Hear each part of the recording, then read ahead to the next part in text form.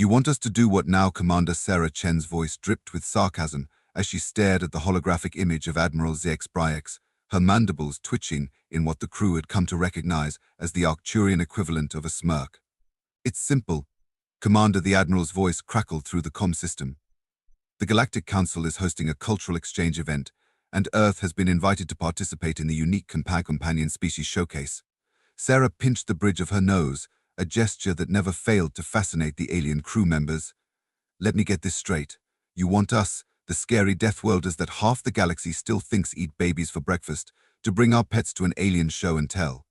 Precisely. HFY's mandibles clicked with enthusiasm. It's an opportunity to improve interspecies relations and show the galactic community that humans aren't just bloodthirsty warriors emerging from a planet that wants to kill them every 5 minutes. Right, Sarah drawled, because nothing says we come in peace like introducing a bunch of aliens to Earth's apex predators.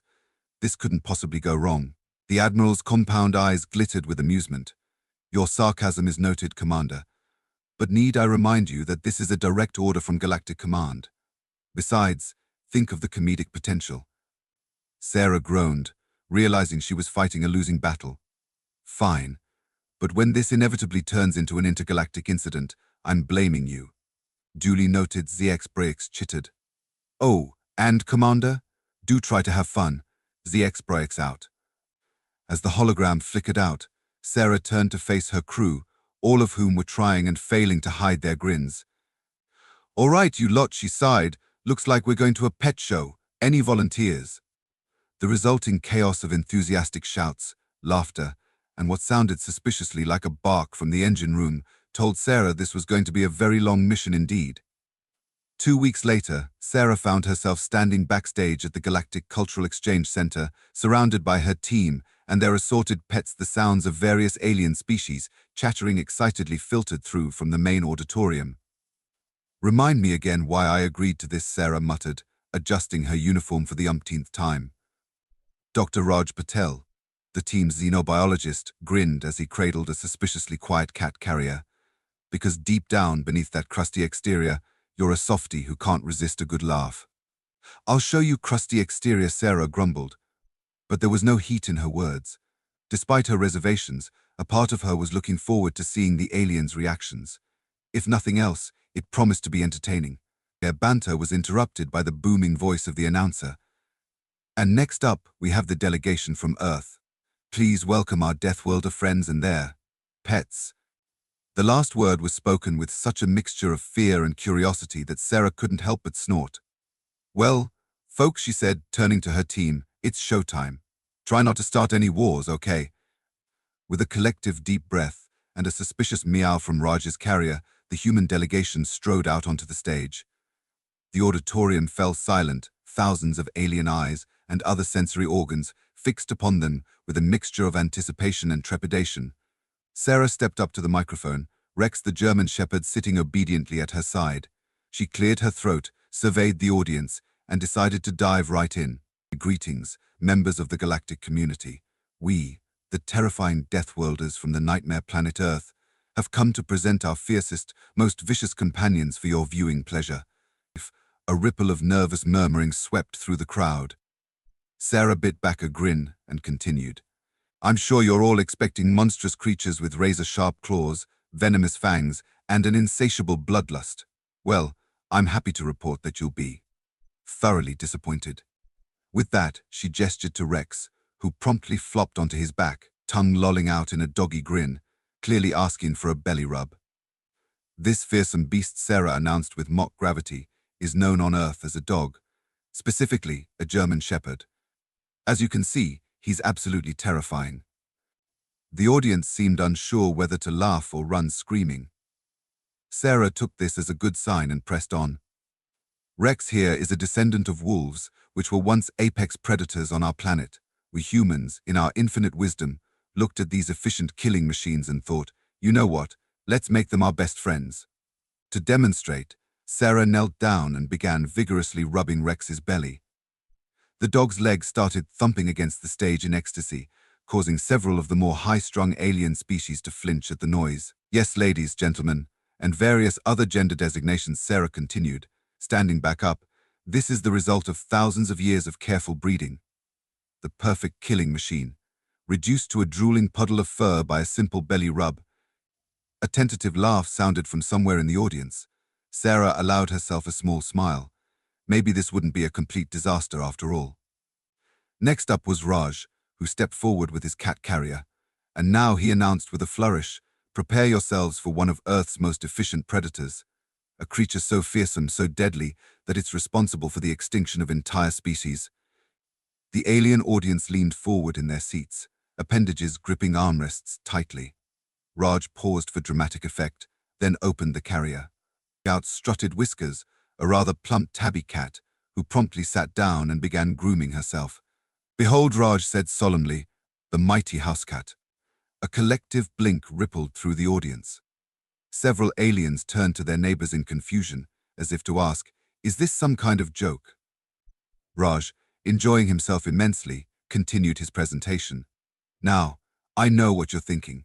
Surely this small, fluffy creature can't be as dangerous as you claim, and you'd be right, sort of."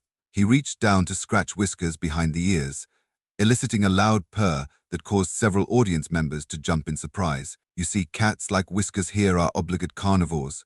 They're equipped with razor-sharp claws, keen night vision, and lightning-fast reflexes. In the wild, their larger cousins are apex predators. But these little guys, they've managed to convince an entire species of supposedly intelligent primates to wait on them hand and foot. As if to demonstrate her dominance, Whiskers chose that moment to flop onto her side, stretching luxuriously before fixing the audience with a look of utter disdain. Cats, Raja explained, have mastered the art of looking at you like you're the biggest disappointment in the galaxy. It's a skill many of our politicians are still trying to perfect. This earned a genuine laugh from the audience, the tension in the room noticeably easing. Marina Volkov stepped up next, a colorful bird perched on her shoulder. "And now," she announced, "I present to you a living descendant of the dinosaurs.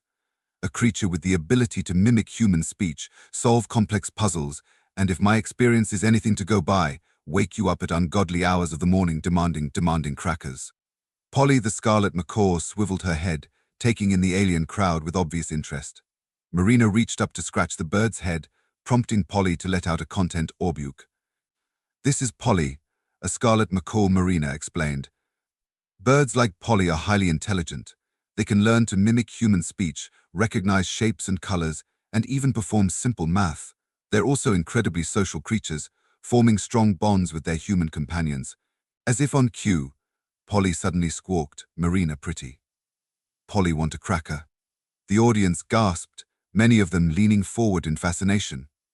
Marina's face flushed slightly as she hurried to explain. "Ah, yes, well. They learn to associate certain phrases with rewards. It's a form of operant conditioning, you see. They don't always understand the meaning of what they're saying." Polly, apparently deciding that the audience needed further demonstration of her skills, suddenly belted out, "I'll be back in a perfect imitation of Arnold Schwarzenegger." Marina's blush deepened. "And sometimes they pick up phrases from movies. My roommate's a bit of a film buff." The alien audience was now thoroughly engaged, many of them chittering, clicking, or otherwise vocalizing their amusement and interest. Sarah, watching from the side, allowed herself to relax slightly. Maybe this crazy idea wasn't going to be a complete disaster after all. Next up was Carlos Rodriguez, the team's security officer. He stepped forward, a long, sinuous creature draped over his shoulders. "Friends, Romans, aliens," he began with a grin, "lend me your ears. Or whatever auditory organs you might possess. I present to you one of Earth's most misunderstood creatures, the snake." A collective gasp went up from the audience. Several of the more nervously inclined species began to edge towards the exits. Carlos, noting the reaction, was quick to reassure them. Now, don't panic. This lovely lady is Noodle, a ball python. She's non-venomous and, I promise you, more interested in napping than in causing any trouble." To demonstrate, he gently lifted Noodle from his shoulders, allowing her to coil around his arm. Snakes like Noodle are carnivorous reptiles. In the wild, they're important parts of their ecosystems, helping to control rodent populations. As pets, they're actually quite docile and low maintenance. He stroked Noodle's scales, earning a flick of her tongue. "Some humans find snakes scary, but once you get to know them, they're really quite charming. Plus, they give great hugs. This last comment earned a mixture of nervous laughter and intrigued murmurs from the audience. Carlos grinned, clearly enjoying the alien's reactions. You know, he added conversationally, there's an old Earth legend about a snake convincing the first humans to eat forbidden fruit, thereby introducing sin into the world. Personally, I think it was just a clever snake who wanted to watch the chaos unfold. They're crafty like that. This bit of human mythology seemed to fascinate the alien audience, many of whom began excitedly discussing among themselves.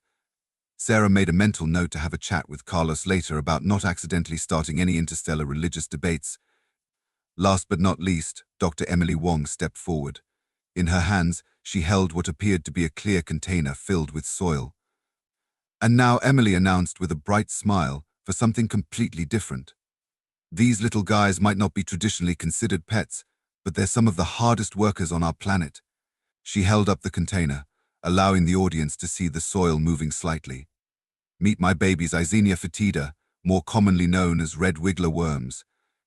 The alien reaction was a mixture of confusion, disgust, and curiosity. Emily, undeterred, launched into her explanation with enthusiasm. Now, I know what you're thinking. Worms? Really, but hear me out. These little guys are absolutely crucial to Earth's ecosystems. They can eat half their body weight in organic matter every day, turning waste into nutrient-rich soil. They're nature's recyclers. She beamed at the container as if it held the secrets of the universe. Plus, they're great listeners. Never interrupt, always attentive, unlike some of my ex-boyfriends. This last comment earned a ripple of laughter from both the human team and those aliens who understood the concept of dating. Emily continued, her eyes shining with genuine excitement. Vermicomposting that's using worms to break down organic waste is becoming increasingly popular on Earth. It's an eco-friendly way to deal with food scraps and create rich fertilizer for plants. In a way, these worms are helping us terraform our own planet, making it greener and more sustainable. She paused, looking out at the sea of alien faces. I know they might not look like much, but these little guys represent something fundamental about life on Earth and perhaps life throughout the galaxy. They remind us that every creature, no matter how small or seemingly insignificant, has a vital role to play in the greater ecosystem. There was a moment of silence as the aliens processed this. Then, surprisingly, a smattering of applause or various alien approximations thereof broke out.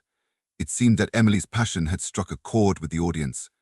Sarah stepped forward again, bringing the presentation to a close. So there you have it, folks. Dogs, cats, birds, snakes, and worms, just a small sampling of the diverse life that Earth has to offer. I know we might not have delivered on the fierce and terrifying front, but I hope we've at least piqued your curiosity. She paused, looking out over the audience. The fear and trepidation from earlier had been replaced by genuine interest and, in many cases, amusement. Sarah allowed herself a small smile. Maybe this hadn't been such a bad idea after all. Now, she continued, I'm sure you have questions. Probably a lot of questions. Like, why would you keep predators in your homes, or how have you not been overthrown by your feline overlords, yet we'll do our best to answer them all. But first, would anyone like to meet our furry and wormy friends up close? There was a moment of hesitation, then a small, timid-looking alien near the front raised what appeared to be a tentacle. Excuse me, it said in a soft voice, but may I pet the dog? Sarah's smile widened. Of course, she said, gesturing for the alien to come closer.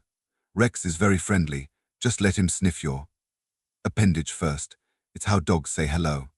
The alien hesitantly approached, extending a tentacle towards Rex.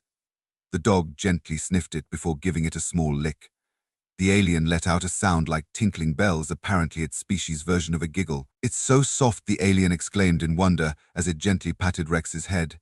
And just like that, the floodgates opened.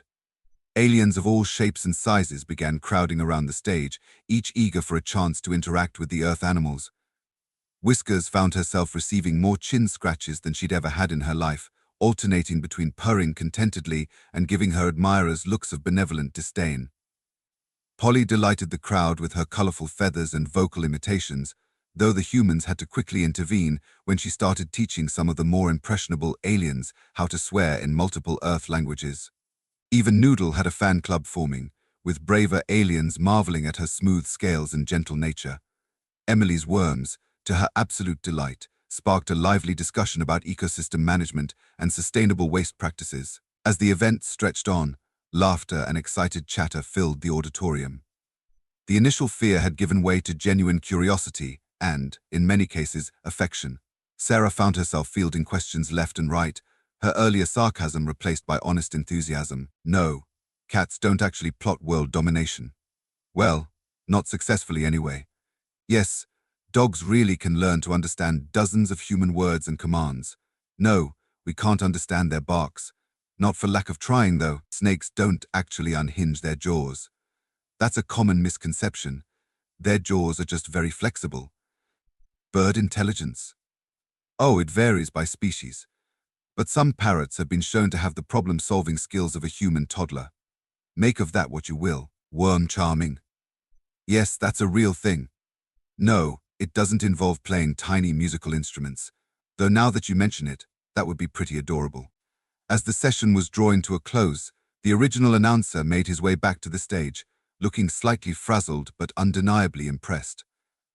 Well, he said, his voice filled with a new respect, I think it's safe to say that our Deathworlder friends have surprised us once again. Who would have thought that creatures from such a harsh world could be so charming? Sarah stepped forward, Rex trotting obediently at her heel. That's the thing about Earth and its inhabitants, she said, unable to keep a hint of pride from her voice. We're full of surprises. Life on our world has taught us and our animal friends to be tough, yes, but also to be adaptable, intelligent, and capable of forming deep bonds. Those are the real strengths we bring to the galactic community. She paused, looking out over the now enthusiastic crowd. Plus, she added with a grin, we're pretty good at turning deadly predators into cuddle buddies. It's a skill. The audience erupted in laughter and applause and various alien equivalents thereof. As the human team prepared to leave the stage, they found themselves surrounded by eager aliens, all clamoring for more information about Earth's animals. Do you have any more of these dogs and cats? Asked a tall, spindly alien with iridescent skin. Oh, Buddy, Carlos chuckled. You have no idea. We've got dogs the size of your hand and dogs the size of small vehicles. We've got cats with no fur and cats with so much fur they look like walking cotton balls. The aliens' eyes, all 7 of them, widened in wonder. Fascinating. And they all coexist peacefully. The humans exchanged glances, trying not to laugh. Well, Raj said diplomatically, let's just say our pets have mastered the art of detente usually. Meanwhile, a group of small, amphibious aliens had cornered Emily, peppering her with questions about the worms. But how do they move without appendages? One burbled excitedly. Emily launched into an enthusiastic explanation of earthworm locomotion, complete with wiggling hand gestures that had her audience captivated. And you say these creatures can regenerate parts of their bodies? Another alien asked, its gills fluttering in excitement. Some species can. Yes, Emily nodded. Cut an earthworm in half, and you might end up with 2 worms. They're like nature's very own Hydra. The aliens murmured in awe, and Emily found herself promising to send over some research papers on earthworm biology. She made a mental note to warn her colleagues back on Earth that they might be getting some interstellar peer reviews in the near future. On the other side of the stage, Marina was dealing with a rather persistent avian alien who seemed convinced that Polly must be a sentient being. But it speaks, the alien insisted, its feathers ruffling in agitation. Surely that indicates higher intelligence. Marina sighed, wondering how to explain the concept of mimicry to a species that apparently took all vocalizations at face value. Polly is very smart, she began carefully, but her speech is imitative, not. She was cut off as Polly suddenly squawked, Polly want a lawyer. The alien's beak fell open in shock. You see, it understands legal systems. Marina groaned internally. No, she's just repeating something she heard on TV. Polly, honey, you're not helping. The parrot, seemingly enjoying the chaos it was causing, then proceeded to belt out the chorus of Never Gonna Give You Up. The alien's eyes widened even further. And now it sings a ballad of eternal devotion. Truly, these parrots must be the secret rulers of your world. As Marina tried to explain the concepts of pop culture and internet memes to the increasingly confused alien, Sarah found herself cornered by what appeared to be a group of alien diplomats. Commander Chen, one of them, began. its tentacles writhing in what Sarah had learned was a sign of intense curiosity. We must admit we had reservations about this presentation, but you've certainly given us much to think about. Sarah nodded, absently scratching Rex behind the ears. I'm glad to hear that. We hope to show a different side of Earth life, one that doesn't usually make it into the official reports. Another diplomat, a being that looked like a cross between a praying mantis and a redwood tree, clicked its mandibles thoughtfully. Indeed, we had heard tales of Earth's harsh conditions and deadly fauna, but these creatures, they seemed to embody a curious mix of ferocity and gentleness. That's a pretty good description of Earth life in general, Sarah agreed. And humans too, come to think of it. We've had to be tough to survive, but we've also learned the value of cooperation and companionship. The first diplomat's tentacles rippled in what Sarah recognized as the alien equivalent of a nod. A most interesting philosophy. But tell us, Commander, how did your species come to form such close bonds with these other animals? Surely there must have been a period of conflict. Sarah couldn't help but laugh. Oh, there was conflict, all right, and still is in some parts of the world. But somewhere along the line, our ancestors looked at some of the most efficient predators on the planet and thought, I bet that would make a great roommate. She shook her head, still amazed at the audacity of her species. Dogs were probably the first. We think they might have initially hung around human settlements to scavenge for food, but over time we realized they were useful for hunting, protection, and companionship. Cats likely followed a similar path, though if you asked them, they'd probably say they domesticated us. The mantis tree alien's eyes widened. Fascinating. And the others?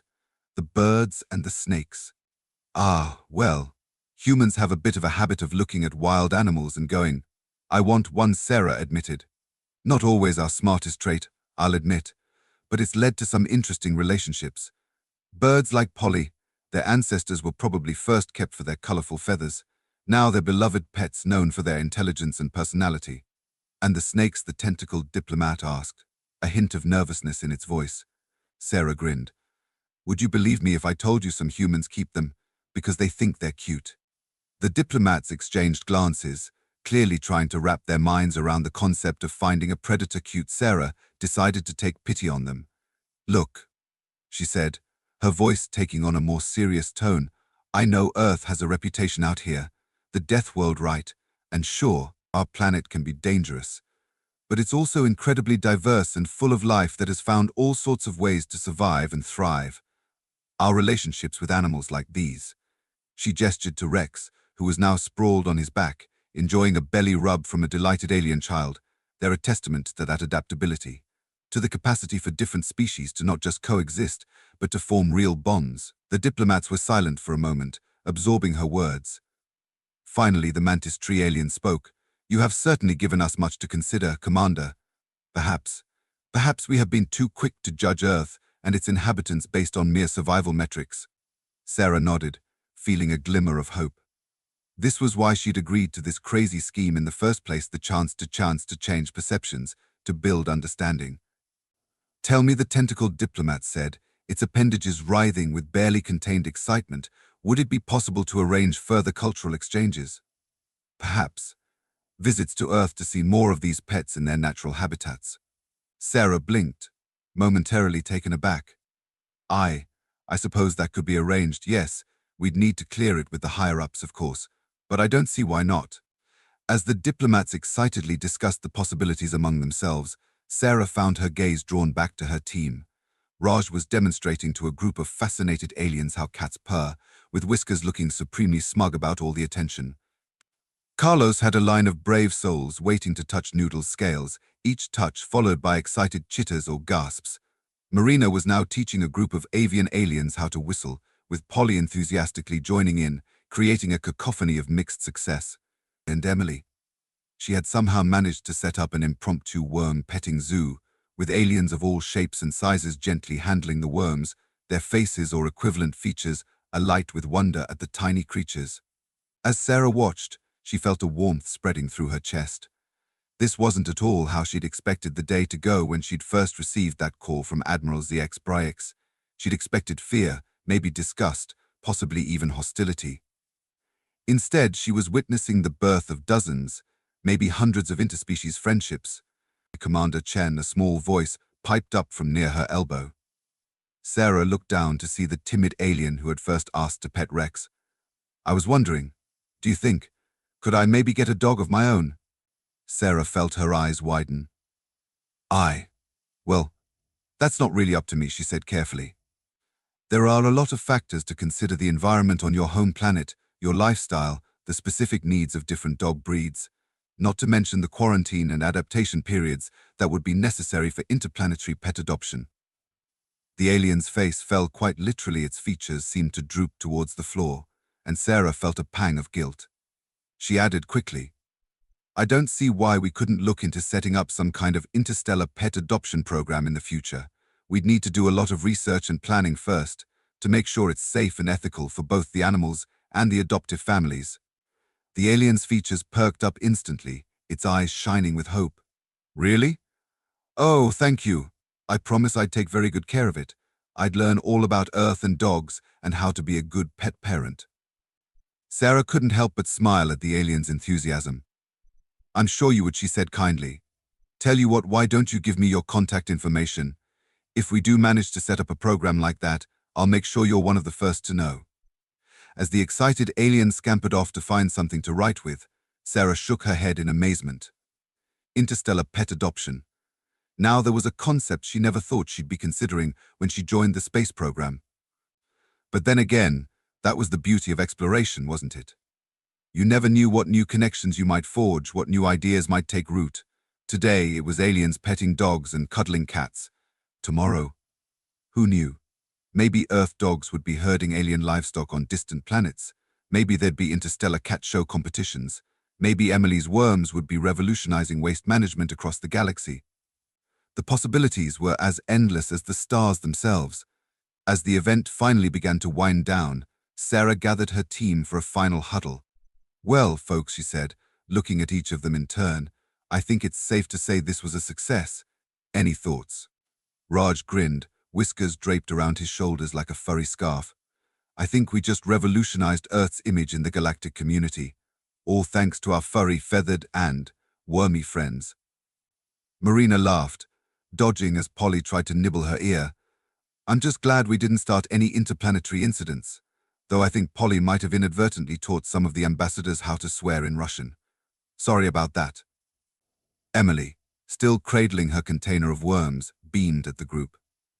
I've been invited to give a lecture series on Earth ecosystems at the Galactic Science Academy. Can you believe it? All because of these little guys. She raised the container, earning a collective groan from her teammates. All right, Sarah chuckled, holding up her hands. Let's not get ahead of ourselves. We've made a good impression, sure, but we've also opened up a whole new can of worms, she paused, glancing at Emily. No offense to your babies. Emily just grinned, clearly too excited about her future lectures to be offended. The point is, Sarah continued, we've got a lot of work ahead of us. The aliens are fascinated now, but wait until they learn about some of Earth's less cuddly creatures. I don't think they're quite ready for the concept of honey badgers or Australia. She was cut off by a commotion near the exit. The team turned to see a group of aliens clustered around something, their voices raised in a mixture of alarm and fascination. Oh no, Raj muttered. Please tell me Whiskers didn't escape. But as they hurried over, they realized it wasn't Whiskers causing the stir. Instead, they found a small, green creature sitting in the middle of the group, blinking up at the aliens with large, curious eyes. Is that Carlos began, his eyes widening. A gecko, Sarah finished, pinching the bridge of her nose. How in the world did a gecko get here? Marina sheepishly raised her hand. That might be my fault. I think it's stowed away in Polly's travel cage. I noticed something in there earlier but thought I was just seeing things. The gecko, seemingly unperturbed by all the attention, flicked its tongue out and began to scale the leg of a particularly tall alien, who let out a sound that could only be described as an interstellar squeal. It defies gravity, the alien exclaimed, its multiple eyes wide with wonder as the gecko effortlessly climbed up its body. Not exactly, Raj began, slipping into lecture mode. You see, geckos have these amazing structures on their toe pads called setae, which allow them to adhere to almost any surface through van der Waals forces and... He was interrupted by a chorus of audible "WS" as the gecko reached the alien's shoulder and promptly fell asleep. Sarah sighed, but couldn't help the smile tugging at her lips. Well, I guess we're adding impromptu gecko demonstration to our list of achievements today. As the team worked to gently remove the gecko from its new alien perch and the excited chatter around them grew, Sarah found herself reflecting on the day's events. They'd come here expecting to face fear and suspicion. Instead, they'd found curiosity, wonder, and an unexpected openness to the strange creatures humans called pets. It was a reminder of why she'd joined the space program in the first place, not just to explore new worlds, but to build bridges between different species and cultures. Sure, they had a long way to go. There would be challenges ahead. Explaining the concept of pet rocks was going to be interesting, to say the least. And she didn't even want to think about how they'd react to learning about Australia's wildlife. But they'd made a start. They'd shown the galactic community a side of Earth they'd never seen before, not just as a death world that spawned tough, resilient species, but as a place of diversity, adaptability, and unexpected gentleness. As Sarah watched an alien child giggling as Rex gently licked its face, all six of them, she felt a surge of pride. This was humanity at its best, taking the harsh world they'd evolved in and finding not just ways to survive, but to form connections, to care, to love. "All right, team," she said, turning back to her crew. "Let's wrap this up. We've got reports to file, probably some diplomatic meetings to attend, and a gecko to find a home for." As they began to gather their things and their pets, the announcement system crackled to life. "Attention all attendees." A voice boomed. "Due to unprecedented demand, the Earth delegation's presentation on Deathworld pets will be extended for another 3 cycles. Additionally, we are pleased to announce the formation of an Interstellar Pet Appreciation Club. Sign-ups will be available in the main atrium." Sarah froze, then slowly turned to her team, her expression a mix of disbelief and resignation. Did we just accidentally start an interstellar pet craze? Raj grinned, scratching whiskers under the chin. "Well, Commander, look at it this way, at least it's better than them thinking we're all bloodthirsty barbarians, right?" "Yeah," Carlos chimed in, noodle contentedly draped around his shoulders. "Now they just think we're crazy animal lovers who turn apex predators into cuddle buddies." "Which, let's be honest, is pretty accurate," Marina added, ducking as Polly made another attempt to nibble her ear. Emily, still clutching her container of worms, beamed at the group. "Just think of the research opportunities, the cultural exchanges, the potential for galactic-wide composting initiatives." Sarah looked at her enthusiastic team, then out at the sea of excited aliens still cooing over Rex and the newly discovered gecko. She thought about the mountain of paperwork this was going to generate, the inevitable diplomatic negotiations, the logistical nightmare of potentially setting up an interstellar pet adoption program. Then she thought about the fear and suspicion in the aliens' eyes when they'd first walked on stage, and how quickly that had turned to wonder and affection. She thought about the timid alien child who now dreamed of having a dog of its own, and the avian ambassador excitedly discussing flight patterns with Polly. A slow smile spread across her face. "You know what? Bring it on. If we're going to change the galaxy's perception of Earth one pet at a time, then that's exactly what we'll do." She straightened up, her voice taking on a mock-serious tone. "All right, team, new mission parameters. Raj, I want you working with the Galactic Science Academy on a xenobiology for pet owners course. Marina, you're in charge of setting up an interstellar choir of parrots and any aliens who want to learn Earth songs." Marina saluted with a grin, while Raj nodded eagerly, his mind already racing with lecture ideas. Carlos Serra continued, "You're our official snake misconceptions mythbuster. I want you dispelling every bad B-movie trope about snakes in the galaxy." Carlos gave a thumbs up, Noodle mimicking the motion with her tail. "Emily, congratulations. You're now the head of the Galactic Composting Initiative. Try not to get too excited about spreading worms across the stars." Emily let out a squeal of delight, hugging her worm container close. "And me," Sarah said, kneeling down to ruffle Rex's fur, "I'll be coordinating with Galactic Command to set up the galaxy's first interspecies pet adoption program. Because apparently that's a thing we do now." She stood up, looking at each member of her team in turn. "Any questions?" For a moment, there was silence. Then, from somewhere in the back of the group, came a small voice. "Can we get a space hamster?" The team burst into laughter, the sound mingling with the happy barks meows, squawks, and slithers of their earth pets, and the excited chatter of the aliens around them. As Sarah shook her head in amused exasperation, she couldn't help but think that this crazy, chaotic, wonderful moment, this was humanity at its finest, facing the unknown not with fear, but with open arms and a willingness to connect, to learn, to grow. And if that connection happened to come in the form of furry, feathered, or scaly companions, well, that was just fine by her. After all, in a universe full of wonders and terrors, sometimes the bravest thing you can do is offer a belly rub to something with sharp teeth, or extend a hand or tentacle in friendship to a species from a world harsher than you can imagine. As the team prepared for their extended stay and the flood of questions that was sure to come, Sarah looked out at the sea of excited alien faces and grinned. The galaxy wasn't ready for Earth pets, but maybe, just maybe, that was exactly what it needed.